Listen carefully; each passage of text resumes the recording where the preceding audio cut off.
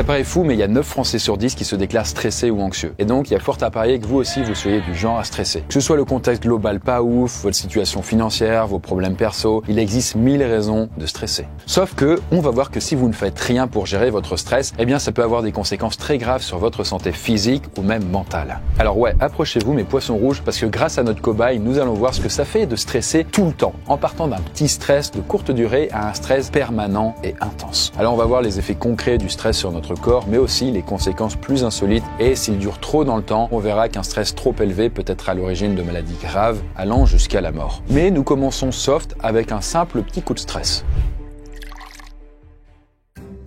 Il se trouve qu'en 2006, dans une région reculée du nord du Québec, eh bien une certaine Lydia a vécu un truc de dingue. Alors qu'elle se promenait avec ses 3 gamins, eh bien elle est tombée nez à nez avec un ours polaire. Là, l'ours est alors approché dangereusement et il a menacé de s'attaquer à l'un de ses fils qui était âgé de 7 ans. Là, Lydia a paniqué, elle a essayé d'effrayer l'ours, permettant aux enfants de s'éloigner. Mais l'ours lui a alors sauté dessus et elle s'est littéralement battue avec lui jusqu'à ce que des gens de son village tirent des coups de feu et réussissent à le faire fuir. Alors là, vous me dites, si elle a survécu, ouais, elle a dû sacrément stresser. Eh bien, vous avez raison. On a tendance à l'oublier, mais le stress, c'est surtout un système de protection. En fait, c'est pas pour rien que notre cobaye, il a souvent des coups de stress lors de ses expériences. Regardez tout ce qu'on lui fait subir. Si t'es pas stressé avec ça, pour faire simple, quand votre corps stresse, c'est pour vous avertir d'un danger. Autrement dit, si vous n'étiez jamais stressé, vous auriez pas un système d'alarme qui vous dit attention, faut être très prudent. Grâce au stress, votre corps réagit et s'adapte à une menace. Et ça, c'est ce qu'a démontré le physiologiste Walter Cannon au début du XXe siècle. Et du coup, il a observé les réactions des animaux face à des situations stressantes. Typiquement, une antilope qui se retrouve confrontée à un lion. Qu'est-ce qui se passe? Et là, il a remarqué qu'il y a des mécanismes qui se produisaient dans leur corps et qui les préparaient soit à fuir, soit à combattre. Mais il a aussi remarqué que leur cerveau produisait alors de l'adrénaline, qui est une hormone qui a pour effet de faire battre le cœur plus vite. Ce qui est très utile quand vous voulez fuir, parce que si votre cœur ne battait pas plus vite, vous n'auriez pas assez de sang pour pouvoir détaler et donc vous feriez une syncope. Il avait montré que le stress préparait les animaux à fournir un effort intense. Et chez les humains, le mécanisme est à peu près le même. En fait, face à un danger, que ce soit un ours, une voiture, une agression et j'en passe, notre cerveau réagit et va libérer des hormones qui vont nous permettre de nous défendre. Et plus précisément, c'est au niveau d'une zone qu'on appelle l'amygdale et qui est spécialisée dans la gestion des émotions. En fait, l'amygdale, elle envoie un signal à une autre zone du cerveau, appelée l'hypothalamus, et qui lui va se charger de déclencher une sorte d'alerte générale dans tout notre corps. Là, les glandes surrénales, qui sont placées au niveau des reins, se mettent alors à produire une hormone, comme par exemple l'adrénaline ou même le cortisol. L'adrénaline, comme je vous l'ai dit, elle fait battre notre cœur plus vite, et le cortisol, lui, il va faire en sorte de fournir à notre cerveau assez d'énergie pour lutter contre le stress. Vos pupilles se dilatent pour voir plus clairement le danger, votre corps va se concentrer sur les fonctions essentielles, comme la respiration ou même la circulation du sang, et là, vous le voyez avec notre cobaye, mais lorsqu'il stresse lors de ses mésaventures, il a très vite l'impression que son corps le transforme un peu comme un super-héros. Mais il faut que je vous parle d'une expérience ratée qui, mine de rien, a permis de comprendre l'origine biologique du stress. Elle a été faite par un certain Hans Selye. Et là, on est en 1936 à Montréal et là, notre scientifique, il effectue des expériences sur les rats de labo. Et là, il leur injecte des hormones sexuelles pour voir un peu leur réaction. Sauf qu'il remarque qu'à chaque fois qu'il leur injecte quelque chose, l'effet sur le corps des rats est le même. Le corps des rats se met à produire des hormones très spécifiques. Il réalise qu'en mettant ces rats dans des situations désagréables, c'est exactement les mêmes hormones qui sont produites par les rats. Et là, Selye vient de découvrir malgré lui les hormones du stress. Bref, tout ça pour dire que vous êtes biologiquement programmé pour stresser. En fait, la seule chose sur laquelle vous avez du pouvoir, c'est la manière dont vous ressentez ce stress et comment vous pouvez le gérer. Et en vrai, à ce niveau-là, on n'est pas tous égaux. Il y a certaines personnes qui sont naturellement plus sujettes au stress. C'est le cas un peu de notre cobaye qui, de par son métier, est souvent sujet au stress. Autre expérience, en 2013, il y a des chercheurs d'une université d'Atlanta, donc aux États-Unis, qui ont mené une petite étude sur des souris. Là, ils leur ont fait sentir un parfum de fleurs de cerisier. Plutôt sympa, agréable. Mais à chaque fois, ils leur envoyer une petite décharge électrique dans les pattes. Quand les souris avaient la décharge électrique, ça les stressait. Et ce qui est intéressant, c'est qu'ils ont remarqué que les bébés de ces souris se mettaient aussi à stresser dès qu'on leur diffusait un parfum de fleurs de cerisier, alors qu'ils n'avaient jamais reçu de coup électrique. Et le pire, c'est que les générations encore d'après pouvaient stresser encore de cette odeur de fleurs de cerisier. Les chercheurs ont donc conclu que les parents souris avaient la capacité de transmettre leur stress à leur descendance pour leur permettre de mieux réagir face à une menace. Eh bien, figurez-vous qu'on observe la même chose chez les êtres humains. Typiquement, ça veut dire que si vous avez vous-même des parents stressés, il y a des chances que vous-même vous ayez un tempérament stressé. Il y a donc une origine génétique et héréditaire au stress. Mais là, on n'en est qu'à la partie d'un stress court, c'est-à-dire aigu. Il est temps pour nous de passer à un cap supérieur pour voir comment on se comporte après une semaine à stresser de manière modérée. Bon, bien sûr, quand on parle du stress, on le voit d'un point de vue assez négatif. On se dit, putain, t'es stressé, c'est pas bien et tout. On va l'associer à la peur, l'anxiété, la fatigue. C'est un peu aussi comme ça que le perçoit notre cobaye. Mais vous vous souvenez de ce qu'on a dit avant, le stress, ça peut aussi être un allié plus qu'un ennemi. En 2022, il y a une énorme étude américaine qui a été menée sur 1200 jeunes adultes. Et là, les chercheurs, ils ont d'abord évalué leur niveau quotidien de stress. Puis ils leur ont fait passer des tests de mémoire et d'attention pour mesurer les capacités de leur cerveau. Et surtout, ils ont évalué si les cobayes étaient souvent dépressifs ou atteints de troubles psychologiques. Et résultat, ceux qui avaient des niveaux de stress faibles à modérés étaient moins sujets aux dépressions et aux problèmes de gestion des émotions. Alors que ceux qui sont un peu trop stressés dans la vie, ils ont plus souvent tendance à être dépressifs et à mal gérer leurs émotions. Du coup, ça veut dire que si vous n'êtes pas trop stressé dans la vie, globalement, vous réussissez mieux à vous adapter aux situations un peu compliquées sur le long terme. Après, il y a aussi un autre aspect positif du stress sur notre cerveau et c'est sa capacité à nous aider à prendre des décisions. Si vous êtes un peu stressé, ça peut booster votre cerveau pour vous amener à mieux vous concentrer sur ce qu'il doit faire pour trouver les bonnes solutions. Et ça, c'est le cas de notre cobaye quand il doit faire un choix dans des situations délicates. Le stress qu'il va ressentir, ça va l'aider à être super focus et donc à pas partir dans tous les sens. Dans nos sociétés modernes, le stress nous permet d'être capable de performer dans un examen, dans une entrevue, d'accomplir une performance sportive, de nous dépasser. Le stress, c'est aussi ce qui fait qu'on est capable de courir pour attraper le bus ou de performer dans une présentation orale devant des collègues ou à l'école.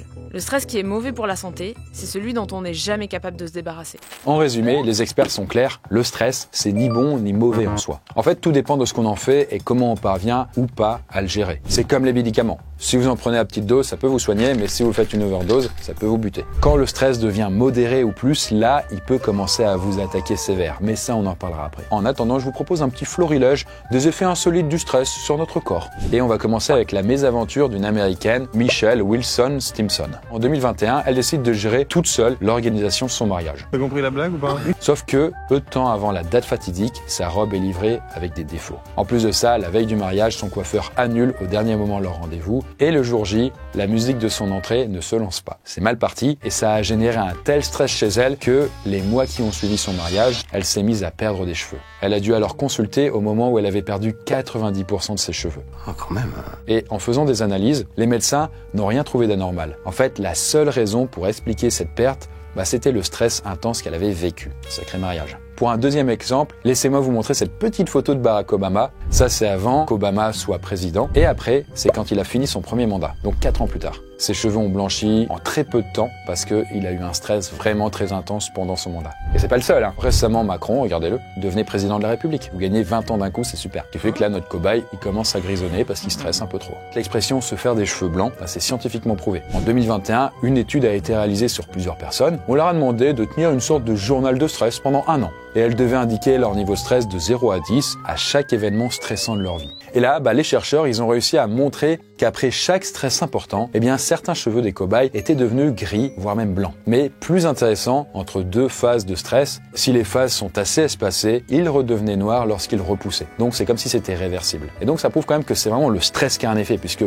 dès qu'il disparaît, le corps reprend ses habitudes. Mais encore plus bizarre, votre propre stress peut rendre votre environnement un peu malodorant. En effet, il y a une petite étude de l'université de Wisconsin qui a démontré que le stress pouvait donner une odeur désagréable à des objets qui ont un parfum neutre à la base. En fait, les scientifiques ont étudié le cerveau de 12 volontaires en leur faisant passer des IRM. Ils leur ont fait sentir des odeurs neutres une première fois, puis ils leur ont montré des textes et des photos qui évoquaient des accidents de voiture ou alors la guerre pour créer un petit stress quand même. Puis ils leur ont fait sentir les mêmes odeurs du début, sauf que cette fois-ci, ces odeurs-là leur paraissaient désagréables. Même quand vous êtes un peu stressé, ça impacte votre corps et votre cerveau, et du coup ça fait que globalement l'environnement il a tendance à puer un peu plus. Mais bon, tout ça est bien beau, mais qu'est-ce qui se passe quand on franchit un niveau de stress encore plus élevé? C'est ce qu'on va découvrir. Alors, est-ce que vous avez déjà entendu cette expression « Arrête de stresser ou tu vas choper un ulcère à l'estomac ». Même si c'est du pur bullshit, ça a longtemps été une explication à la perforation de l'estomac. En fait, il faut savoir que dans les années 80, il y a 2 chercheurs australiens, Robin et puis Barry, qui étudiaient l'estomac humain. Sachant qu'à l'époque, faut quand même se le dire, mais les scientifiques, ils pensaient que dans notre estomac, il n'y a rien qui pouvait vivre, parce que c'était trop acide. Pourtant, ces 2 chercheurs-là, eux, ils trouvaient tout le temps une bactérie dans notre estomac. Et cette bactérie, elle s'appelle l'Helicobacter pylori. Et un beau jour, du coup, l'un des deux, Barry, il a tenté l'expérience. En fait, il avale un tube rempli de cette bactérie. C'est peut-être pas une bonne idée en fait. En faisant ça, il contracte une forte inflammation à la paroi de son estomac. Et du coup, s'il ne fait rien, ça va finir par faire des trous dans son estomac. Et donc faire ce qu'on appelle un ulcère. Mais qu'il parvient à guérir grâce à un antibiotique qui va buter la bactérie. Les deux chercheurs ont démontré que c'est pas le stress qui fait un trou dans l'estomac, mais bien cette bactérie précise. Mais bon, il n'empêche qu'un stress élevé et qui dure dans le temps, évidemment, ça a des effets sur la santé. Le stress, ça permet de nous booster, mais rester en état d'alerte maximum tout le temps, c'est pas bon pour notre corps. Du coup, si vous êtes tout le temps stressé, dans un premier temps, c'est surtout votre système immunitaire qui est plus faible parce que votre corps n'a plus assez d'énergie pour l'alimenter en gros. Et donc, vous risquez de choper des maladies et vous pouvez aussi avoir des problèmes digestifs, comme l'envie de vomir ou même la diarrhée. Ce qui fait que là, notre cobaye, dès qu'il entend une nouvelle aventure que je vais lui proposer, il se met à vomir. Dommage, c'était un bon moment à passer ensemble. Et ça, c'est ce que vit souvent la chanteuse Adele. En fait, elle a dit qu'elle stressait tellement avant chaque concert qu'elle ne pouvait s'empêcher de vomir. En tout cas, selon elle, plus elle vomit, plus le show est réussi. Essayez le yoga, très efficace. Cet exemple nous montre bien deux facettes du stress. En fait, ça nous permet de nous dépasser, mais à un moment, ça nous met quand même aussi en PLS. Mais il y a aussi un autre domaine où le stress peut vraiment nous niquer, et c'est la sexualité.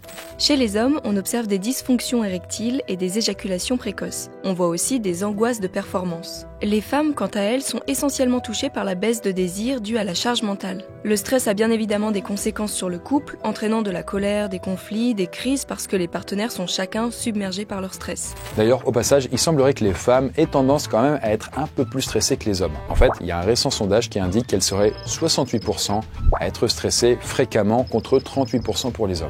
En plus de ça, des expériences ont par exemple montré que les hormones du stress, comme par exemple le cortisol, avaient tendance à augmenter en présence d'hormones sexuelles féminines comme les oestrogènes. D'ailleurs, il y a une dizaine d'années, les chercheurs ont même découvert que les femmes ont plus de risques de développer un manque d'oxygène dans le myocarde, donc le muscle du cœur, à cause du stress. Globalement, quand vous êtes stressé, ça touche le cœur. Même si, homme comme femme, on peut subir le stress, les réactions de notre corps sont différentes. Typiquement, quand vous êtes une femme, vous êtes plus susceptible de développer des problèmes anxieux ou même des troubles dépressifs. Alors que si vous êtes un homme, si vous êtes stressé, vous risquez plus de tomber dans des comportements comme l'abus d'alcool ou même de drogue. Et là, en conséquence, notre cobaye Gustave et sa copine, Gustine, sont donc pas mal stressés au quotidien. Mais ils le gèrent chacun à leur manière. Mais il existe une petite solution insolite, il suffirait d'écouter la chanson Weightless du groupe Marconi Union. La vidéo de leur clip dépasse les 120 millions de vues, sachant qu'elle est sortie il y a 10 ans. Et ce succès, il s'expliquerait parce que des chercheurs britanniques ont déclaré en 2017 qu'il s'agissait tout bonnement de la chanson la plus relaxante du monde. Parce que en fait, en effectuant des tests sur les cobayes, ce morceau faisait baisser leur stress de 11% de plus que les autres musiques. Et ça, ce serait dû au fait que la musique était à 60 BPM, qui se rapproche du rythme cardiaque idéal. Ce qui a donc tendance à ramener notre cœur à un rythme plus lent et donc à contrer les effets du stress. Mais parfois, le stress, il dure tellement longtemps que ça devient alors ce qu'on appelle chronique. Et justement, nous allons voir les conséquences catastrophiques que ça peut avoir. On va maintenant aborder le stress chronique. En gros, c'est quand votre corps s'est adapté à un stress long, permanent et qui ne diminue pas. Et là, vous le voyez, mais Gustave, on est à peu plus d'1 an à stresser tous les jours. Et là, clairement, il n'a pas l'air en forme. Et si vous êtes dans le même cas, les conséquences sur votre santé, elles peuvent être reloues. Pendant des années, j'ai subi un stress chronique. J'arrêtais pas de tomber malade car mon système immunitaire était diminué. J'avais de gros problèmes de sommeil et de fatigue chronique. J'avais de profondes douleurs au niveau des côtes dont les muscles se contractaient en permanence. J'étais constamment irritée et je sursautais au moindre bruit. J'enchaînais les migraines et j'avais des troubles digestifs. J'avais aussi des problèmes de peau. D'ailleurs, est-ce que vous connaissez le pays le plus stressé au monde? La Corée du Sud. On aurait pu penser à la Corée du Nord, mais pas du tout. Après, je sais pas s'ils ont participé au classement. Faut le savoir, mais la société coréenne, elle est très marquée par un esprit de compétition et de pression permanente. La Corée du Sud, c'est l'une des nations où les habitants ont le plus de problèmes d'insomnie. Elle a également le taux de suicide le plus élevé des pays développés, la plus forte consommation d'alcool fort, et en plus, un très grand nombre d'habitants prennent des antidépresseurs. Si bien que, certains Coréens ont trouvé une astuce pour lutter contre le stress permanent. Ils passent 24 heures en prison. En vrai, c'est l'entreprise Happiness Factory qui permet à ses clients de vivre comme un détenu pendant 24 heures en isolement total. Là, il n'y a pas de smartphone, pas de cigarettes ou de livres. Non, on vous met avec un uniforme et dans une cellule de 4 mètres carrés. Et là, les seuls moments d'échange avec d'autres prisonniers, c'est pour des séances de méditation collective. Ça a l'air un peu dingue, mais sachez que cette fausse prison affiche toujours complet. Après, il n'y a pas eu de preuve scientifique que cette petite solution soit efficace. Du coup, en tout cas, si vous avez tendance à être stressé dans la vie, je peux vous conseiller d'aller voir un médecin ou un psy qui pourra bien mieux diagnostiquer tout ça. Parce que de toute façon, si vous ne traitez pas ce stress et que vous attendez trop longtemps, vous risquez de développer des soucis de santé mentale comme une dépression ou même une anxiété généralisée. Voire même de craquer un jour en faisant un burn-out. Ça arrive plus d'une fois que notre cobaye craque face à la pression subie lors de toutes ces expériences qu'il vit. Mais un bon exemple des effets du stress sur la santé mentale, c'est peut-être le personnage qui est incarné par Adam Sandler dans le film Punch Drunk Love. En fait, dans le film, il joue Barry, un employé d'un entrepôt de stockage qui est tout le temps stressé, si bien qu'il lui arrive de péter les plombs au point de tout défoncer autour de lui quand il n'arrive plus à gérer. Et d'ailleurs, l'acteur avait déclaré qu'il avait subi des problèmes de gestion du stress et de la colère dans sa vraie vie. Ce qui l'a pas empêché d'enchaîner un autre rôle d'un mec super stressé dans le film Uncut Gems, où là on suit l'histoire d'un prêteur sur gage qui se retrouve endetté face à des bandits qui veulent le buter. Là, son personnage est véritablement rongé par un stress intense et permanent. Et le film montre tellement bien tout ça que le journal The Guardian a dit qu'il faudrait mettre un avertissement au début du film pour prévenir des attaques de panique qu'il peut provoquer. Très réaliste quoi. Mais en tout cas, dans la vraie vie, le stress chronique est une véritable plaie pour la santé. Et on verra les conséquences gravissimes que ça a sur notre santé à la dernière partie. Parce que là, en attendant, le stress chronique, ça provoque un truc pas ouf, et c'est l'addiction aux anxiolytiques. En gros, tous les médocs qui permettent de calmer l'anxiété liée au stress. Typiquement le Xanax ou le Lexomil. Ce qui fait que là, notre cobaye, il a dû se résigner à en prendre également. Notamment pour dormir le soir, parce que sinon, quand vous êtes stressé, vous avez du mal à vous endormir. Le problème, c'est que ces médicaments, même s'ils sont efficaces quand même, faut pas les prendre sur le long terme. Ça peut provoquer une addiction. C'est d'ailleurs le sujet de l'histoire vraie de Juliette Boudre, Maman ne me laisse pas m'endormir. L'autrice raconte l'histoire de son fils de 18 ans, qui s'appelle Joseph, et qui est devenu accro aux anxiolytiques. Au départ, il a commencé à prendre du Xanax suite à un bad trip, après avoir fumé trop de cannabis. Sauf qu'il va tellement en consommer qu'il va se mettre à faire de graves insomnies, ne plus pouvoir marcher ou parler normalement tellement il est dans les vapes. Et un jour, pour contrer les effets du Xanax, il a pris du fentanyl et a fait une overdose. Sachant que le fentanyl, c'est un antidouleur qui est quand même très puissant et qui est utilisé comme drogue notamment aux États-Unis. Vous savez, toutes ces personnes en fait qui ressemblent à des zombies, c'est à cause du fentanyl. Bref, à cause de ce type de stress, ça peut amener à des solutions encore plus extrêmes et qui peuvent nous ravager encore plus. Certains, par exemple, vont se mettre à boire beaucoup plus. Et ça, c'est un véritable cercle vicieux. Et ce qui nous amène à notre toute dernière partie, où nous allons voir que le stress chronique peut conduire à des situations tragiques. Est-ce que vous avez déjà entendu parler des karoshi? C'est un phénomène qui touche les employés de bureaux japonais. Et le mot signifie littéralement mort par dépassement du travail. Et ces morts sont causées par des arrêts cardiaques, des AVC ou même des suicides. Et tout ça à la suite d'un niveau de stress tellement élevé que ça en devient absurde. Et une quantité de travail qui est vraiment trop abusée. Bref, face à ça et à cette épidémie, le gouvernement japonais a pris une grande décision en limitant le nombre d'heures maximales de boulot par semaine. Et ça a été fixé à 100 heures. C'est sûr qu'avec ça, du coup, on va pas craquer. Et le truc, c'est que, en fait, le Japon, c'est pas le seul pays concerné. Il y a par exemple une récente étude de l'OMS qui a montré qu'il y a environ 750 000 personnes dans le monde qui meurent chaque année d'un AVC ou alors d'une crise cardiaque, et tout ça lié au stress au travail. Et ces accidents s'ajoutent aussi à d'autres maladies mortelles provoquées par le stress. Par exemple, quand vous abusez trop d'alcool, ce qui peut créer une maladie du foie. Et on en vient au fait de trop boire pour oublier son stress, ce qui peut entraîner des problèmes de santé, comme avec notre cher Gustave. Mais aussi le stress trop intense peut provoquer des troubles de l'alimentation, notamment une surconsommation de sucre, ce qui peut entraîner du surpoids et donc des problèmes cardiovasculaires. Et il y a une maladie qui est souvent associée au stress, et c'est le cancer. Mais en vrai, est-ce qu'il y a un lien entre le stress et le cancer? Début 2024, des chercheurs de l'université de Washington ont essayé de démontrer si c'était le cas en faisant des tests sur des souris. Ils ont étudié un type de cellule appelée neutrophile. Ça permet à notre corps de se défendre contre les infections. Ces cellules forment une sorte de toile d'araignée pour piéger et tuer les bactéries dangereuses. Or, les scientifiques, ils ont remarqué que quand les souris sont soumises à un stress, leur corps va produire ce genre de petites toiles d'araignée. Mais en se formant, elles vont créer aussi une inflammation. C'est un peu chiant parce qu'elles vont permettre une meilleure propagation des cancers quand la souris en a déjà. En conclusion, le stress, ça peut accentuer la croissance d'un cancer. Par contre, c'était des expériences qui ont été faites sur des souris et pas des êtres humains. Donc on ne sait pas si chez les êtres humains c'est la même chose. C'est encore une hypothèse. On ne sait pas encore le lien qu'il peut y avoir entre le stress et le cancer.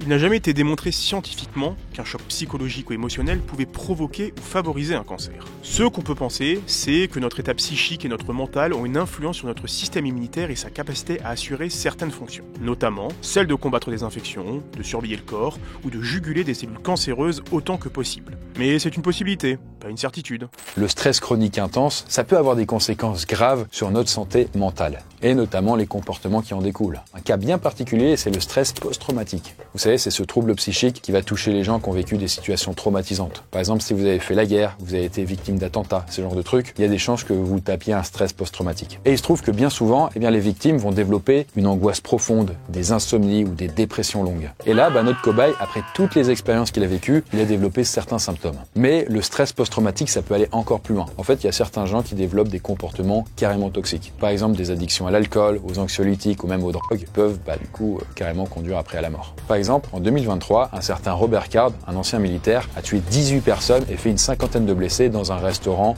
et un bowling aux États-Unis. Puis il s'est ensuite enfui pour se suicider. En étudiant, on s'est rendu compte qu'il souffrait d'un syndrome de stress post-traumatique depuis qu'il avait quitté l'armée. Et apparemment, peu de temps avant de passer à l'acte, il aurait déclaré qu'il entendait des voix qui lui parlaient. Selon les statistiques de 2022 du ministère de la Justice américain, sur 167 fusillades de masse survenues sur ces dernières décennies, 28% des suspects avaient été des militaires. D'ailleurs, en France, pour les attentats du Bataclan de 2015, parmi les survivants, certaines de ces personnes n'ont pas réussi à supporter ce stress post-traumatique et ont fini par se suicider. Et ça, c'est le cas du dessinateur Fred DeWilde, un membre actif de l'association d'aide aux victimes Life for Paris. Après des années de combat contre son stress post-traumatique, il n'a pas supporté les effets lourds sur sa santé mentale. Et donc, il s'est donné la mort. Si vous êtes victime de stress intense ou chronique, sachez qu'il existe des solutions. Déjà, il y a la psychothérapie, la méditation, le yoga ou même le sport. Tous les moyens sont bons pour vous aider à gérer le stress au quotidien. Par exemple, grâce à l'aide d'un psy, notre cher cobaye est parvenu à mieux gérer son stress suite à toutes les mésaventures qu'on lui fait passer. Et quant à nous, cette expérience se finit finalement sur une note positive. Ça fait plaisir de pas le buter à chaque fois, c'est vrai, ce Gustave. Écoutez, moi je finis de boire mon café pomme. En attendant, si vous avez des astuces pour lutter contre le stress, moralement acceptable, n'hésitez pas à en parler. Nous, on se retrouve à la prochaine vidéo et sur ce, à plus. C'est pas mauvais. C'est vraiment pas mauvais.